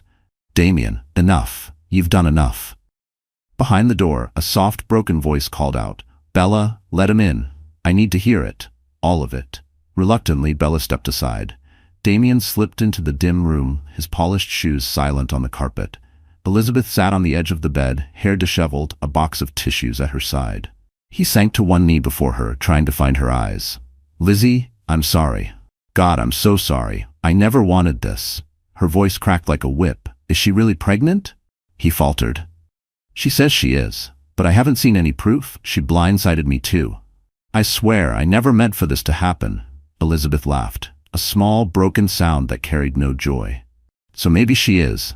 Maybe while I was lying awake praying not to lose this baby, you were busy creating another one with her." He reached for her hand, but she flinched back, hugging her belly protectively. "There's no excuse," he whispered hoarsely. "I was lonely. I was under pressure, traveling. We drifted apart and she was just there. I failed you, Lizzie. I failed us. I swear I'll spend the rest of my life making this right if you'll let me." She lifted her eyes and he flinched at the raw betrayal shining there. "Right now," she said, voice steady despite the tears, "I need space. I need to protect my baby. Our baby. I don't know if I'll ever be able to trust you again." Bella reappeared, her tone cool as she stepped forward. "She needs rest, Damien. You should go." Damien rose, the truth of what he was losing crashing down like an avalanche. He reached for Elizabeth one last time. "Lizzie, I love you. I love our child. I'll do anything." Her shoulders shook as she turned her face away. "Just leave." While Elizabeth tried to gather the shattered pieces of her heart, Charmaine reveled in the storm she'd unleashed. In her luxury apartment, she lounged on a velvet chaise, champagne flute in hand, scrolling gleefully through gossip blogs. Headlines screamed, "Millionaire real estate mogul faces baby shower meltdown. 2 women, 1 man, 1 scandal." Grainy photos captured Elizabeth mid-shout, her wedding certificate clutched like a sword. Another shot caught Charmaine's triumphant smirk, immortalized for millions to judge. She sipped her champagne, savoring every ping of her buzzing phone, until it rang with an unexpected name, Gerald Anderson. One of Damien's oldest, most respected business allies. Charmaine answered with a syrupy purr. "Gerald, darling. Calling to congratulate me on my big reveal?" Gerald's tone was arctic. "Charmaine, you've made a public spectacle, and you've dragged Damien's name through the filth with you. The board is furious. Do you understand the damage you've done? Investors in Asia are pulling back already. We could lose billions." Charmaine rolled her eyes, twirling a lock of hair. "Please. Everyone loves a scandal. The headlines will fade. Damien's name will survive. It always does." Gerald's voice hardened like granite. "Not this time. This stunt might cost us partnerships that took years to secure. And you're not untouchable, Charmaine. Keep pushing this circus and you'll be facing legal action. I strongly advise you to disappear quietly while you still can." Charmaine's smile vanished, her fingers tightening around the crystal stem. "Legal action? For carrying his baby? Don't be absurd, Gerald." But for the first time all night, unease coiled in her gut like a snake. "I have my own resources, Gerald. Damien won't let anything happen to me or the baby." Charmaine sneered into the phone, her confidence dripping through the line. Gerald's humorless laugh sliced back. "You're naive if you think he'll sacrifice his entire empire to shield you from the fallout you caused. My advice? Handle this quietly, and pray Elizabeth doesn't drag you through court. You'd be torn apart. You can't win." Before she could fire back, the line went dead. Charmaine's triumphant smirk faltered. For the first time, icy dread slipped through her spine. She realized, too late, that for all her cunning, she might have picked a fight with people far more ruthless than she could ever hope to be. Still, she refused to bend. If she really was pregnant, she would squeeze every drop of advantage out of it. Damien would have to choose her. Eventually. Days turned into a week. The scandal didn't die, it metastasized. Media outlets that usually tiptoed around Manhattan's elite ran salacious headlines day after day. Online forums dissected every angle, from Elizabeth's tear-streaked defiance to Charmaine's smirking reveal. Damien's name, once synonymous with power, became gossip fodder. Stocks in his flagship ventures dipped as investors second-guessed his judgment. In Connecticut, Elizabeth tried to find a fragment of peace. She spent hours locked away in her art studio, and pouring her heartbreak onto canvas. Stormy blues and savage streaks of orange that told stories she could never say aloud. Bella never left her side, hovering with herbal teas, warm meals, and gentle reminders to rest for the baby's sake. One cloudy afternoon, her father, Jonathan Redwood, arrived unannounced. Tall, composed, and usually stoic, he looked at his daughter and saw the devastation hidden behind her poised facade. At the sight of him, Elizabeth broke.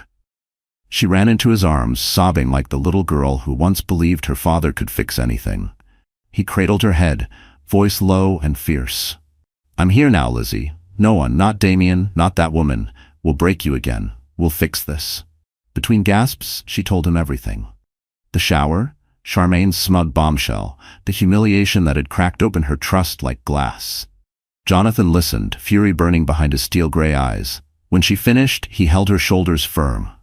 "Enough about him for now. Think of your future, not just his lies. You have your own wealth, your trust, and you have us. If you want out, you'll get out. We'll protect you and the baby. You don't need him." Her lips trembled. "I still love him, Dad. But I don't know if love is enough. He betrayed me. If he won't change, if I can't trust him, I have to put this baby first."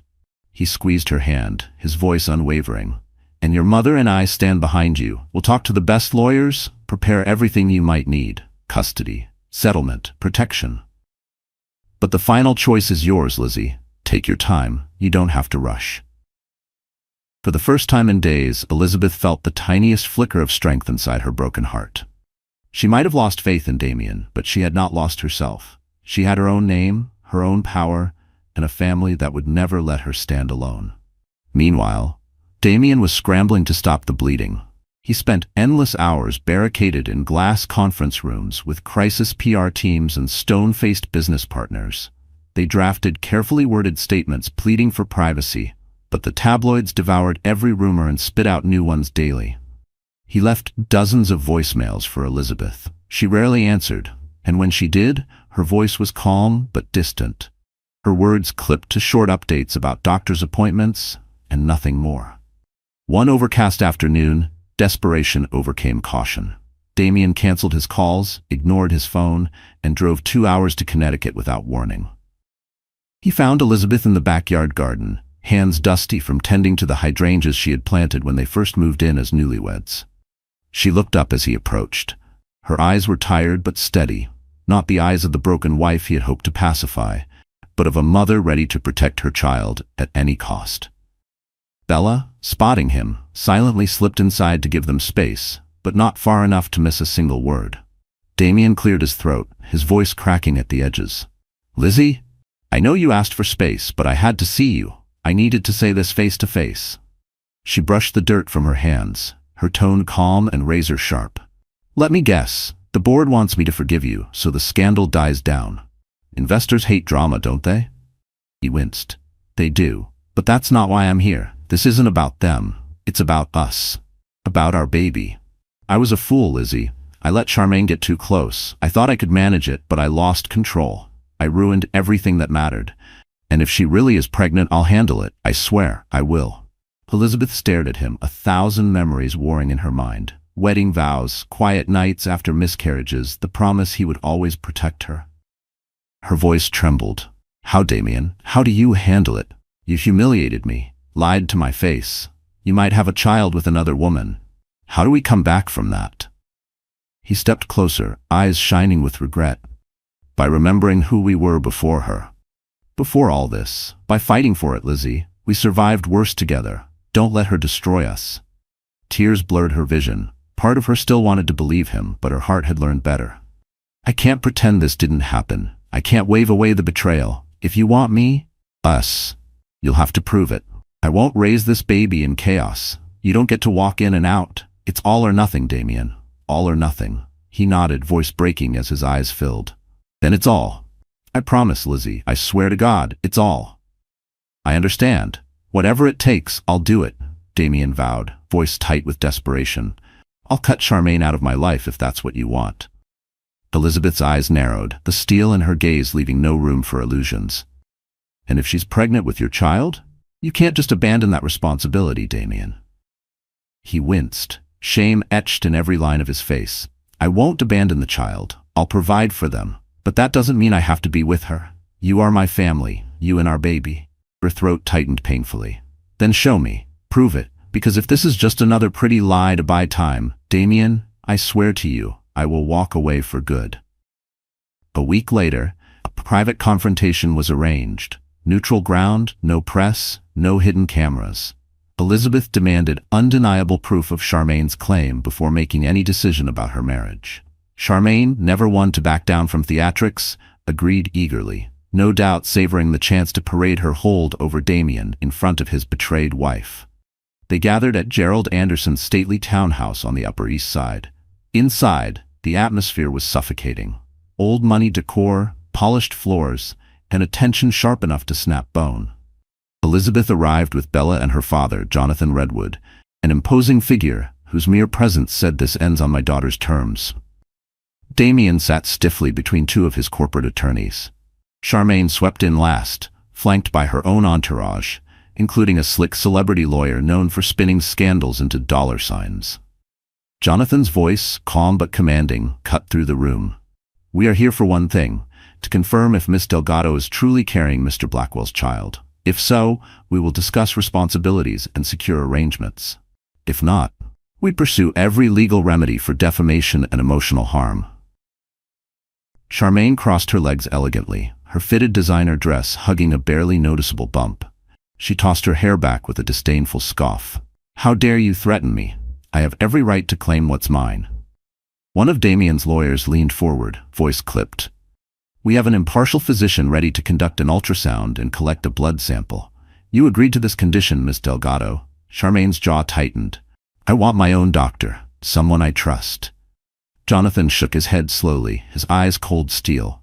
No, neutral doctor, or you walk away branded a liar. If you refuse, we'll assume your entire claim is fabricated. Charmaine's eyes darted to Damien, pleading, but his response was a weary, resigned sigh. Charmaine, I need proof. You left me no choice. She bristled but forced a nonchalant shrug. Fine, test me. But when it comes back positive, remember you humiliated me for nothing.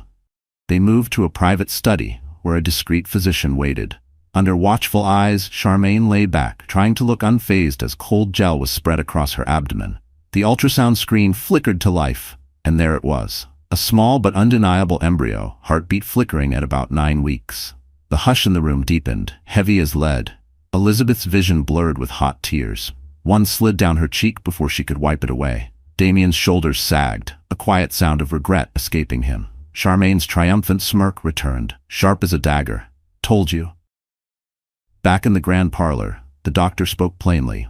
Miss Delgado is pregnant, approximately 9 weeks along. A paternity test will follow, but she states Mr. Blackwell is the father. Elizabeth's legs felt rooted to the floor. Her mind spun. The reality, brutal and raw, pressed into her chest until it hurt to breathe. She excused herself quietly, slipping out into the walled garden behind the townhouse. A soft fountain burbled over stone, masking her ragged breaths. She clutched her belly, the child she'd fought so hard to carry, and let silent tears fall into the gravel path. She sensed him before she heard him. Damien's voice cracked in the hush. Lizzie? She turned, eyes blazing through her tears. You've shackled me to a lifetime of sharing you with her, and a child that's not mine. Do you even understand how cruel this is? His hand trembled as he reached for hers. I know, and I can't undo it, but I swear to you, I will own this mistake. I will prove to you, every day, that my life is with you. Only you. A sob tore from her throat. The baby kicked gently inside her, as if to remind her what mattered now. I will not raise my child in chaos, Damien. I won't share my marriage with a second family. If you want this to work, fix it. Handle Charmaine. Take care of that child, but don't you dare drag her drama into my home. I'm staying in Connecticut. I'll decide when or if you're allowed back in. He nodded, eyes wet. I understand. I'll do whatever it takes, Lizzie. Whatever it takes. Together, they stepped back into the parlor, where Charmaine lounged with a cat-like grin, tapping her bump like a trophy she'd already claimed. Smugly, Charmaine tossed her hair over her shoulder, but Jonathan Redwood's ice-cold stare wiped away any illusion that she held the power in that room. We'll be in touch about legal arrangements, he said, each word like a gavel strike. Until then, do not contact my daughter directly. Any communication goes through me or her attorneys. Charmaine's lips curved into a faux, innocent pout. Damien, you know how to reach me, especially when you need updates about our child's appointments. Elizabeth's heart clenched, but she refused to let Charmaine see the pain twist her face. Without another word, she turned and walked out, Bella and her father flanking her like sentinels. Damien lingered behind, a ghost of desperation shadowing his eyes. But the lines were drawn. There would be no more hiding. As soon as Harriet Mallister sniffed out Charmaine's confirmed pregnancy, the story blew sky high. Tabloids rolled out screaming headlines. Millionaire's double life, wife and mistress both pregnant. Late-night hosts cracked jokes at Damien's expense. Comment sections split between sympathy for Elizabeth and scathing ridicule for Damien's reckless betrayal. In Connecticut, Elizabeth shut off her phone for days at a time. She poured her turmoil into her art, canvases blooming with furious strokes of indigo and crimson. Bella never left her side, guarding her peace against the circling press. Meanwhile, Jonathan Redwood quietly marshaled a small army of divorce lawyers, real estate experts, and crisis managers. He wanted every option ready, from a clean break to a scorched earth legal battle, whatever his daughter chose when the time came. For his part, Damien clung to the scraps of his marriage. He severed personal contact with Charmaine, routing everything through his attorneys. He offered to set up a trust for her child, but avoided her entirely otherwise, desperate to prove to Elizabeth that he meant what he'd promised. It wasn't enough to stop the business damage. Investors, rattled by the scandal, threatened to back out of an expansion deal in Asia. Damien spent sleepless nights in tense video calls, trying to reassure partners that he was still the stable genius they'd banked on. Charmaine, ever hungry for attention, posed at charity luncheons, her small bump wrapped in couture. She gave Harriet a drippingly sympathetic interview, casting herself as the tragic other woman who fell in love with the wrong man, hinting coyly that Damien might yet choose her if Elizabeth left. Beneath the public bravado, though, she quietly worried about the Redwoods' legal iron fist. As Elizabeth neared her 8th month, her doctor warned that her stress was pushing dangerous levels. So, for the sake of her unborn baby, she made her choice, clarity, even if it hurt. She summoned Damien to Connecticut one last time. They sat in the sunroom, afternoon light spilling through the tall windows like warmth Elizabeth barely felt. She wore a simple linen dress that did nothing to hide the round swell of her belly. Damien, looking older than his years and stripped of his usual polish, sat across from her. Bella remained in the corner, silent, watchful. Elizabeth spoke first. Her voice was soft, but each word landed like a hammer. I've had time to think. My father is ready to help me file for divorce the second I say it's over. But I don't want to decide in anger. I don't want to regret ripping apart my child's family out of spite. Damien sat frozen, hands clasped like a man praying for mercy. She continued, steady despite the tremor in her throat. I love you. I always have. But I will not live a life where I'm humiliated. If I stay, Charmaine is out of our life, entirely. Except for what's legally necessary for her child. She doesn't come to birthdays. She doesn't step foot in our home. Do you understand me? Damien's eyes filled, his voice breaking as he answered. I swear, Lizzie, I'll do whatever you want. She will never touch our family again. I'll provide for her child because I have to, but you and our baby are my only home, always. Her lips quivered, but she forced her shoulders back. If she turns this ugly, and she will, I'm gone. I will not raise my child in constant scandal and chaos. If you want this marriage, you prove it every single day. One more lie, Damien, and I will never look back." He slid off the chair, kneeling before her swollen belly. He pressed a hand to where their daughter kicked softly beneath the linen. "Thank you," he whispered hoarsely. "Thank you for giving me this chance to be a man worthy of you both." Tears slipped down Elizabeth's cheeks. She laid her trembling hand over his. "Don't waste it." A month later, the contractions came like an ocean wave in the middle of the night. Bella sped them to the hospital, calling Damien on the way. He dropped a bored call mid-sentence, racing through city traffic to reach them before the baby came. Under the harsh fluorescent lights of the maternity ward, Elizabeth labored for hours, her cries echoing down the sterile corridor. Damien held her hand when she let him, murmuring apologies she barely heard through the pain. Finally, a strong, healthy cry split the quiet dawn. A baby girl, pink and perfect, a new beginning, wrapped in hospital blankets. Damien's tears fell unchecked as he cradled her for the first time. "Thank you," he whispered, voice ragged with gratitude and shame. "Thank you for her. Thank you for forgiving me enough to let me be here." Elizabeth, exhausted, managed a small, shaky smile as she let him brush a reverent kiss to her forehead. For that fragile moment, they were simply mother and father, the wreckage of the past pressed back by the tiny heartbeat between them. Damien stayed by her side through long nights and early mornings, doting on their baby girl with a devotion that made Elizabeth's chest ache with conflicting emotions. Bella and Jonathan Redwood visited often, their presence a silent shield against prying eyes and pushy reporters. Outside, the media buzzed, desperate for new details, but the hospital's strict privacy and the Redwood name ensured that Elizabeth's little family could heal in peace. Cradling her daughter in the quiet hours, Elizabeth felt warmth spread through her ribs like sunlight after a storm. She had hope and a fierce determination that no scandal, no mistress, no betrayal would touch this innocent child she held in her arms. Sometimes she would watch Damien rock their daughter to sleep, his dark hair brushing her tiny face, their baby's small fingers curled around his thumb. And for fleeting moments, they looked like any other family, untouched by gossip columns and betrayal. But reality always pressed at the edges. Charmaine was still out there, nearing her own due date, carrying another child that shared Damien's DNA. That truth weighed on Elizabeth's heart, even as she whispered lullabies to her baby girl. When she was strong enough, Elizabeth made a decision. She would move back to the Connecticut estate for good, far from Manhattan's whispers and the paparazzi's relentless lenses. Damien agreed without argument. He commuted daily, spending more nights under the same roof as his wife than in his penthouse in the city. Every dinner he made it home in time for, every diaper he changed, every midnight feeding he helped with. Each one rebuilt a little of the trust she'd thought dead. Legally, Charmaine's baby was acknowledged through airtight documents.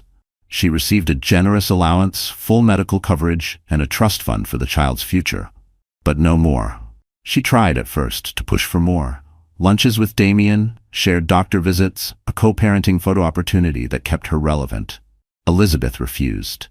Damien, too, held the line, letting his lawyers handle it all.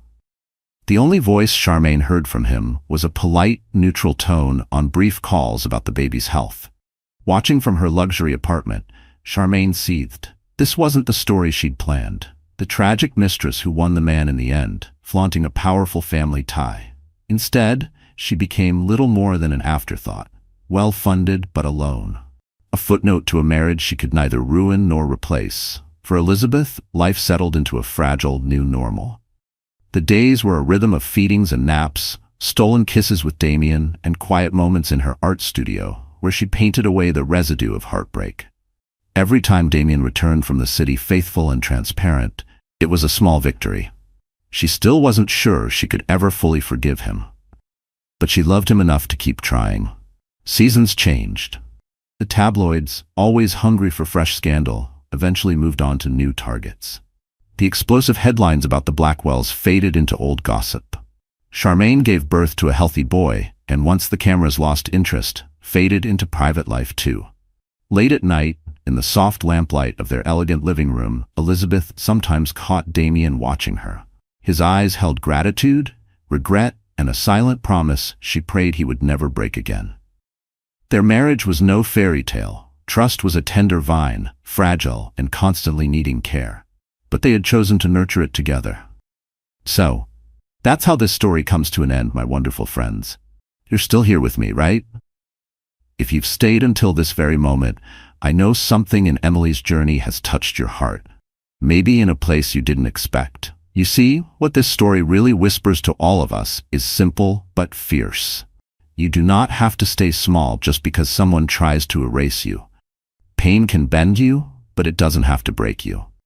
As the Stoics remind us, if you are distressed by anything external, the pain is not due to the thing itself, but to your estimate of it. And this you have the power to revoke at any moment. Marcus Aurelius knew what Emily learned. That your dignity, your truth, your peace, no one gets to take that without your permission. Emily's fall was real. Her betrayal cut deep. But she rose not by seeking revenge alone, but by reclaiming the parts of herself she had once hidden for love. And maybe that's the hardest part for us too. To remember that losing people who don't value us is not the tragedy.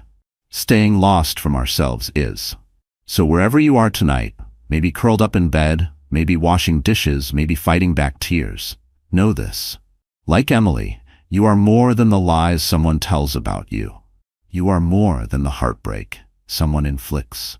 You are more than your past version. Now, if this story made you feel braver, wiser, or just less alone, don't let it stay here.